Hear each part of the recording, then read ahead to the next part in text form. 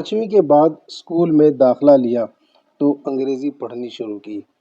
ایک دن چھٹی کی درخواست لکھواتے ہوئے استاد صاحب نے "آئی بیگ ٹو" سے لکھوایا تو ہاتھ پتھر کے ہو گئے۔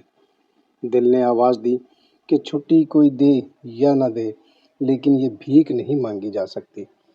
ابھی دماغ میں بیگ کی ذلت کا احساس ختم نہیں ہوا تھا کہ درخواست ختم بھی ہو گئی۔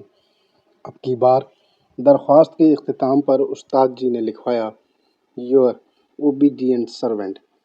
اب تو کنپٹیاں ہی سلگ اٹھیں کہ یہ کیسے ممکن ہے کہ میں خود کو کسی کا تابع فرمان قسم کا نوکر قرار دے دوں۔ وکالت کے شعبے میں آیا تو یہاں بھی وہی تذلیل دیکھی۔ جو انصاف مانگنے آتا تھا اسے سائل کہا جاتا تھا۔ سائل ہماری عدالتوں اور کچہری میں ہمیشہ عرض گزار ہی پایا گیا۔ وہ انصاف کا مطالبہ نہیں کر سکتا تھا، التجا اور درخواست کر سکتا تھا۔ میں بیٹھ کر سوچتا کہ اگر عدالت بنی ہی انصاف دینے کے لیے ہے اور اگر اللہ کا حکم ہے کہ انصاف کرو، یہ تقویٰ کے قریب تر ہے، تو پھر اس بنیادی انسانی حق کے حصول کا مطالبہ کیوں نہیں کیا جاتا؟ گڑ گڑاتے لہجوں کے بجائے باوقار طریقے سے ڈیمانڈ کیوں نہیں کی جاتی؟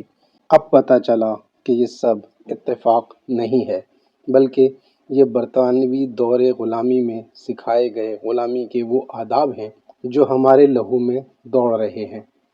ہمیں یہ بتایا گیا تھا کہ اب ہمارا دور ختم ہوا، ہماری تہذیب بھی پرانی ہو چکی۔ نئے آقا اب جو چاہتے ہیں ہمیں اسی تہذیب کو اپنانا ہوگا۔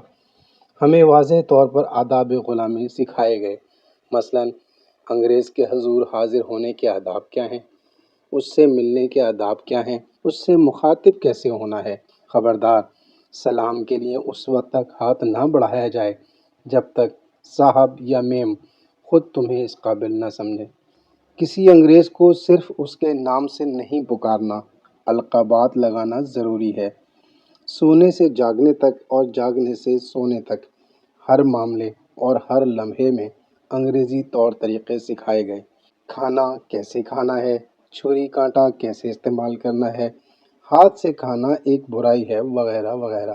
اور انگریزوں کی حساسیت کا خیال رکھنے کا بار بار حکم دیا گیا، لیکن مقامی لوگوں سے کہا گیا کہ تمہاری بے عزتی ہو جائے تو برا نہ مانا کرو۔ اور درخواست لکھنے میں تو چند چیزیں بڑے اہتمام سے بتائی گئیں۔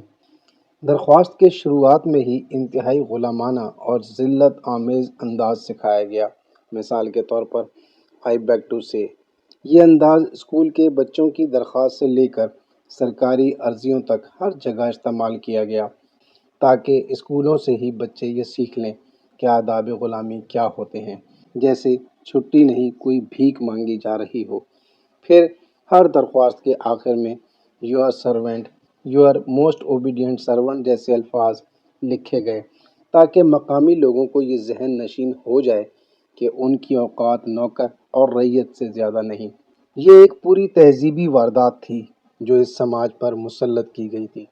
انگریز تو چلے گئے لیکن ان کے بڑے بڑے منصب اور عہدوں پر جو افسر آ کر بیٹھے انہیں اس نظام نے آقا بنا دیا، اور جس عوام کی خدمت کی خاطر یہ افسر تعینات کیے جاتے ہیں انہیں غلام بنا دیا۔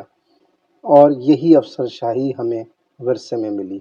عوام آج بھی انگریزوں کے نظام کے غلام ہیں، یعنی چہرے بدلے ہیں، نظام نہیں۔